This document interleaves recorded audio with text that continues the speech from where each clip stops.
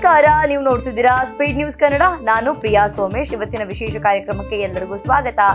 ಇವತ್ತಿನ ಟಿಪ್ ಏನಪ್ಪ ಅಂತಂದರೆ, ನಮ್ಮ ತಲೆ ಕೂದಲು ತುಂಬ ಚೆನ್ನಾಗಿರಬೇಕು ಅಂತಂದರೆ ₹1 ಖರ್ಚು ಮಾಡ್ದಂಗೆ ಮನೇಲಿ ಪ್ರತಿದಿನ ಹೆಂಗೆ ಇರುವಂತಹ ಐಟಮ್ಗಳನ್ನ ಬಳಸಿ ಕೂದಲನ್ನ ಹೆಂಗೆ ಕಾಪಾಡ್ಕೊಳ್ಳೋದು ಅಂತ ಇವತ್ತಿನ ವಿಡಿಯೋದಲ್ಲಿ ನಾನು ನಿಮಗೆ ತೋರಿಸ್ಕೊಡ್ತೀನಿ. ವೆರಿ ಸಿಂಪಲ್, ತುಂಬ ಸಿಂಪಲ್. ಈ ಒಂದು ಟ್ರಿಕ್ಸ್ನ ಫಸ್ಟ್ ಫಾಲೋ ಮಾಡ್ತಾ ಬನ್ನಿ. 100% ನಿಮ್ಮದು ಉದುರುತ್ತಿರೋ ಕೂದಲೇನಿದೆ ಅದು ಕಂಟ್ರೋಲ್ ಆಗ್ತಾ ಬರುತ್ತೆ. ನಾನು ಕೂಡ ಎಲ್ಲ ಟಿಪ್ಸ್ನ ಫಾಲೋ ಮಾಡ್ತೀನಿ. ಅದನ್ನು ಟಿಪ್ಸ್ನ ಫಾಲೋ ಮಾಡೋಕ್ಕೆ ಶುರು ಮಾಡ್ತಿದ್ದಂಗೆ ನಿಮಗೆ 50% ಏರ್ ಫಾಲ್ ಕಡಿಮೆ ಆಗುತ್ತೆ. ಮೊದಲನೇದು ಬಂದು ಈ ಚಿಕ್ಕ ಮಿಸ್ಟೇಕ್ಸ್ನ ನೀವು ಮನೇಲಿ ಮಾಡ್ತಾ ಇರ್ತೀರಾ. ಮೊದಲನೇದು, ತಲೆಗೆ ಎಣ್ಣೆ ಹಚ್ಚಿದ ತಕ್ಷಣ ಬಾಚಣಿಗೆ ತೊಗೊಂಡು ಫುಲ್ ಬಾಚೋದು. ಇದು ಮೇನ್ ರಾಂಗ್. ಯಾಕಂತಂದರೆ ತಲೆಗೆ ಎಣ್ಣೆ ಹಚ್ಚಿದಾಗ ಸ್ಕಾಲ್ಪು ಕಂಪ್ಲೀಟಾಗಿ ಮೆತ್ತಗಾಗಿರುತ್ತೆ. ನೀವು ಎಷ್ಟು ಬಾಚ್ತಿರೋ ಅಷ್ಟು ಕೂದಲು ಹಿರಿತಾ ಬರುತ್ತೆ. ಇದು ಮೊದಲನೇ ತಪ್ಪು. ಎರಡನೇ ಮಿಸ್ಟೇಕು, ಸ್ನಾನ ಮಾಡ್ತೀರಾ, ಸ್ನಾನ ಮಾಡಿದ ತಕ್ಷಣವೇ ಬಾಚಣಿಗೆ ಹಾಕಿ ಬಾಚೋವಂಥದ್ದು. ಆಗಲೇ ಸ್ಕಾಲ್ಪು, ನಾನು ಆಗಲೇ ಆಯಿಲ್ ಹಾಕಿದಾಗ್ಲೂ ಇದಾದಾಗ್ಲೂ ಸ್ಕಾಲ್ಪು ಸಿಕ್ಕಾಪಟ್ಟೆ ಸಾಫ್ಟ್ ಆಗಿರುತ್ತೆ. ಆ ಟೈಮ್ನಲ್ಲಿ ನೀವು ಕೂಮ್ ಹಾಕೋದ್ರಿಂದ ಇದೊಂದು ಪ್ರಾಬ್ಲಮ್, ಏರ್ ಫಾಲ್ ಜಾಸ್ತಿ ಆಗುತ್ತೆ. ಓಕೆನಾ, ಬುಡದಿಂದನೇ ಉದುರುತ್ತೆ.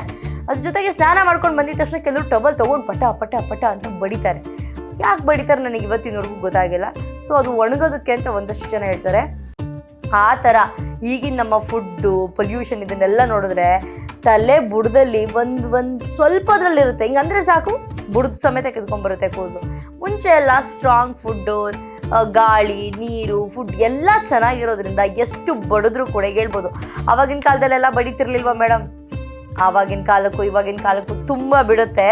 ಆವಾಗಿನ ಫುಡ್ಡು, ಗಾಳಿ, ನೀರು ಎಲ್ಲ ಎಷ್ಟು ಗುಡ್ ಇತ್ತು, ಈಗ ಅಷ್ಟಿಲ್ಲ. ಹಾಗಾಗಿ ಆ ಥರ ಬಡಿಯೋದ್ರಿಂದನೂ ಕೂಡ ಕೂದಲು ಉದುರುವಂತಹ ಚಾನ್ಸಸ್ ಇದೆ. ಹಾಗೆ ಕೆಲವರಿಗೆ ಬಫ್ ಹಾಕೋದು, ಪಫ್ ಏನೋ ಹೇಳ್ತಾರೆ, ಬಫ್ ಹಾಕುವಂಥದ್ದು. ಅದನ್ನು ಹಾಕಿ 100 ಕ್ಲಿಪ್ಪು ಏರ್ ಪಿನ್ಗಳನ್ನ ಫುಲ್ ಸಿಗಿಸ್ಕೊಳ್ಳೋದು. ನಿಮಗೆ ಏನಾದ್ರು ಹೇರ್ ಸ್ಟೈಲ್ ಬೇಕು ಅಂತ ಅನ್ಸಿದ್ರೆ ಅಟ್ಲೀಸ್ಟ್ ಏರ್ ಪಿನ್ಗಳನ್ನ ಅಲ್ಲೊಂದು ಇಲ್ಲೊಂದು ಹಾಕೊಳ್ಳಿ.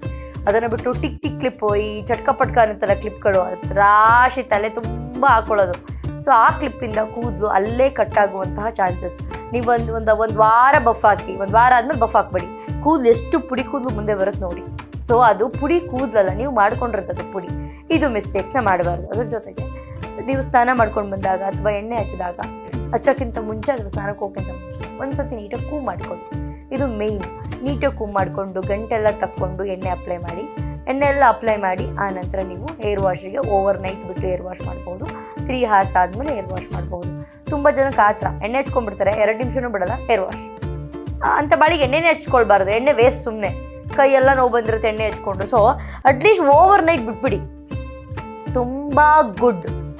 ಓವರ್ ನೈಟ್ ತಲೆಯಲ್ಲಿ ಎಣ್ಣೆ ಇಟ್ಟು ಹೇರ್ ವಾಶ್ ಮಾಡೋದು ಗುಡ್. ನೀವು ಹಗ್ಲೊತ್ತು ಬೇಕಾದ್ರೆ ಬಿಟ್ಕೋಬೋದು. ಹಗ್ಲೊತ್ತು ಏನಾಗುತ್ತೆ ಅಂದರೆ ಜಾಸ್ತಿ ಪೊಲ್ಯೂಷನ್ ಇರೋದ್ರಿಂದ ಡಸ್ಟು ಎಲ್ಲ ಬಂದು ತಲೆಯಲ್ಲಿ ಕೂತ್ಕೊಂಡು ಡ್ಯಾಂಡ್ರಫ್ ಆಗುವಂಥದ್ದು ಮತ್ತೊಂದು ತುಂಬ ಆಗುತ್ತೆ. ಹಾಗಾಗಿ ನಾನು ಹೇಳ್ತೀನಿ, ಓವರ್ ನೈಟ್ ಸಂಜೆ ಹೋಗ್ಬಿಡಿ, ಚಂದ ತಲೆ ಕೂದಲನ್ನ ಕೂಮ್ ಮಾಡ್ಕೊಂಡಾದ್ಮೇಲೆ ಕಂಪ್ಲೀಟ್ ಸ್ಕಾಲ್ಪು, ಕೂದಲು, ತುದಿಗೆಲ್ಲ ಎಣ್ಣೆ ಅಪ್ಲೈ ಮಾಡಿಬಿಡಿ. ನೀವು ಯಾವ ಏರ್ ಆಯಿಲ್ ಅಪ್ಲೈ ಮಾಡ್ತೀರಾ ಅದು ನೀವು ಬೇಕಂದ್ರೆ ಒಂದು ಒಳ್ಳೆ best home made air oil ಬೇಕು ಅಂತಂದರೆ ಇದೇ ಪೇಜಲ್ಲಿ ಕೆಳಗಡೆ ವೀಡಿಯೋ ಇದೆ, ಒಂದ್ಸಲ ನೀವು ಚೆಕ್ ಮಾಡ್ಕೊಳ್ಬಹುದು. ಹೋಮ್ ಮೇಡ್ ಏರ್ ಆಯಿಲ್ ನೀವು ಅದನ್ನು ಮಾಡ್ಕೊಳ್ಳಿ. ಏರ್ ಫಾಲ್ ತುಂಬ ಕಂಟ್ರೋಲಿಗೆ ಬರುತ್ತೆ. ಓಕೆನಾ. ಎಣ್ಣೆನ ಅಪ್ಲೈ ಮಾಡೋದು, ಓವರ್ ನೈಟ್ ಬಿಟ್ಬಿಡೋದು, ಬೆಳಗ್ಗೆ ಎದ್ದು ಹೇರ್ ವಾಶ್ ಮಾಡೋದು. ನೀವು ಯಾವ ಶಾಂಪು, ಯಾವ ಕಂಡೀಷ್ನರ್ ಯೂಸ್ ಮಾಡ್ತೀರೋ ಅದನ್ನು ವಾಶ್ ಮಾಡೋದು. ಇದನ್ನು ಮಾಡ್ತಾ ಬನ್ನಿ. ಆನಂತರ ವಾರಕ್ಕೆ ಒಂದ್ಸತಿ ಶಾಂಪು, ಕಂಡೀಷ್ನರ್ ಎಲ್ಲ ಚೇಂಜ್ ಮಾಡೋದು. ತುಂಬ ಜನ ಈ ತಪ್ಪನ್ನ ಮಾಡ್ತಾರೆ. ಅದನ್ನು ದಯವಿಟ್ಟು ಮಾಡಬೇಡಿ. ನೀವು ಯಾವುದಾದ್ರೂ ಯೂಸ್ ಮಾಡ್ತೀರೋ ಅದಕ್ಕೆ ಅಡಿಕ್ಟ್ ಆಗಿ, ಸ್ಟಿಕಾನ್ ಆಗಿ. ಯಾರೊಬ್ರು ಅಡ್ವರ್ಟೈಸ್ಮೆಂಟಲ್ಲಿ ತೋರಿಸ್ತಾರೆ, ಆ್ಯಡಲ್ಲಿ ತೋರಿಸ್ತಾರೆ, ಈ ಆ್ಯಡಲ್ಲಿ ತೋರಿಸ್ತಾರೆ, ಅದನ್ನು ಹಚ್ಚಿದ್ರೆ ಚೆನ್ನಾಗಾಗುತ್ತೆ. ಇದು ನೋ, ನೆವರ್. ನೀವು ಯಾವುದಕ್ಕಾದ್ರೂ ಒಂದು ಸ್ಟಿಕಾನ್ ಆಗಿದ್ದೀರಿ ಅಂದರೆ ಆಗಿ. ಬಟ್ ಅದೊಂದು ತುಂಬ ವರ್ಷದಿಂದ ಸ್ಟಿಕಾನ್ ಆಗಿದ್ದೀನಿ, ಈಗ ಒಂದು ಸ್ವಲ್ಪ ದಿನಗಳಿಂದ ಏರ್ ಫಾಲ್ ಆಗ್ತದೆ ಅಂತಂದ್ರೂ ಕೂಡ ಚೇಂಜ್ ಮಾಡಬೇಡಿ. ಯಾಕಂದರೆ ಅದು ಸಮ್ಟೈಮ್ಸ್ ಹಾರ್ಮೋನ್ ಇಂಬ್ಯಾಲೆನ್ಸ್, ಅಥವಾ ನಾವು ಫುಡ್ಡು, ಅಥವಾ ನಮ್ಮ ನಿದ್ರೆ, ಅಥವಾ ಯಾವುದೋ ಒಂದು ಮೆಡಿಸಿನ್ಸ್ ತೊಗೊಳ್ತಾ ಇರ್ತೀವಿ, ಇದರಿಂದನೂ ಕೂಡ ಏರ್ ಫಾಲ್ ಆಗುವಂತಹ ಚಾನ್ಸಸ್ ಇರುತ್ತೆ. ಹಾಗಾಗಿ ನಾನು ಎಲ್ರಿಗೂ ಹೇಳೋದು, ಪದೇ ಮೆಡಿಸಿನ್ಸ್ನ ಚೇಂಜ್ ಮಾಡಬೇಡಿ. ನೆಕ್ಸ್ಟ್ ಬಂದು ಜಾಸ್ತಿ ಜಂಕ್ ಫುಡ್ ತಿನ್ನೋದು, ಕರೆದಿರುವಂತಹ ಪದಾರ್ಥಗಳನ್ನ ತಿನ್ನೋದು. ಇದನ್ನು ಆದಷ್ಟು ಅವಾಯ್ಡ್ ಮಾಡ್ತಾ ಬನ್ನಿ. ಕರೆದಿರುವಂತಹ ಪದಾರ್ಥಗಳು, ಜಂಕ್ ಫುಡ್ಡು, ಬರೀ ಮೈದಾ, ಎಣ್ಣೆ, ಸಕ್ಕರೆ, ಕಬಾಬು ಹೊರ್ಗಡೆ ತಿನ್ನಬೇಡಿ ಅಂತ ನಾನು ಹೇಳಲ್ಲ. ಆದಷ್ಟು ನೀವು ಹೆಲ್ದಿಯಾಗಿ ಏನಾದ್ರು ಜಂಕ್ ತಿನ್ನಬೇಕು ಅನ್ಸಿದ್ರೆ ಆದಷ್ಟು ನೀವು ಮನೇಲಿ ಕುಕ್ ಮಾಡ್ಕೊಳ್ಳಿ. ಒಂದಷ್ಟು ಐಟಮ್ಗಳನ್ನ ನೀವು ಮನೇಲೇ ಕುಕ್ ಮಾಡ್ಕೊಳ್ಬೋದು. ಈ ಕಬಾಬು, ಬೋಂಡ ಎಲ್ಲ ನೀವು ಕಬಾಬು ಅಲ್ಲೇ ತಿಂತೀರಾ, ಹೊರಗಡೆ ಬೋಂಡನೂ ತಿಂತೀರಾ, ಪಿಜ್ಜಾನು ತಿಂತೀರಾ, ಬರ್ಗರು ತಿಂತೀರಾ. Completely unhealthy food. ಸೊ ಆದಷ್ಟು ಹೆಲ್ದಿ ಕಡೆ ಗಮನ ಕೊಡಿ. ಸ್ವಲ್ಪ ಸೊಪ್ಪು, ತರಕಾರಿ, ಈ ಥರ ಕಾಳನ್ನ ನೆನೆಸಿ ತಿನ್ನೋದು. ಬಾಡಿನ ಕಂಪ್ಲೀಟ್ ಕೆಲವರು ಹೀಟ್ ಮಾಡ್ಕೊಂಡ್ಬಿಡ್ತಾರೆ. ಹೀಟ್ ಆಗ್ತಿದ್ದಂಗೆ ಏನಾಗುತ್ತೆ, ಹೇರ್ ಫಾಲ್ ಸ್ಟಾರ್ಟ್ ಆಗುತ್ತೆ. ತೀರಾ ಟೆನ್ಷನ್ ಮಾಡ್ಕೊಂಡ್ಬಿಡ್ತಾರೆ, ಹೇರ್ ಫಾಲ್ ಶುರುವಾಗುತ್ತೆ. ಆನಂತರ ಪಿಲ್ಲೋ ಕವರ್ ತೊಳೆಯಲ್ಲ, ಪಿಲ್ಲೋ ಕವರ್ನ ಚೇಂಜ್ ಮಾಡಲ್ಲ.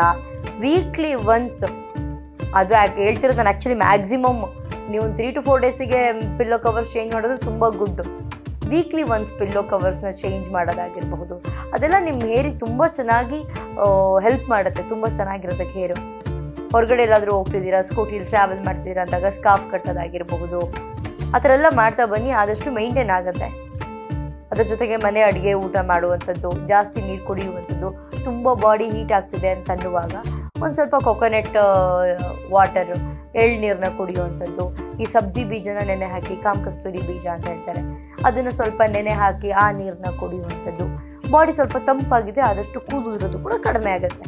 ತುಂಬ ಮೆಡಿಸಿನ್ಸ್ ತೊಗೊಳ್ತೀರಾ, ಹೇರ್ ಫಾಲ್ ಆಗುತ್ತೆ. ನೀವು ಇಷ್ಟೇ ಕಾಸ್ಟ್ಲಿ ಪ್ರಾಡಕ್ಟ್ ಯೂಸ್ ಮಾಡಿ ಹೇರ್ ಫಾಲ್ ಕಂಟ್ರೋಲಿಗೆ ಬರೋಲ್ಲ.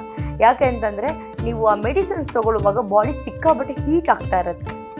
ಹೀಟಿಗೂ ಕೂಡ ಹೇರ್ ಫಾಲ್ ಆಗುವಂಥ ಚಾನ್ಸಸ್ ಜಾಸ್ತಿ ಇರುತ್ತೆ.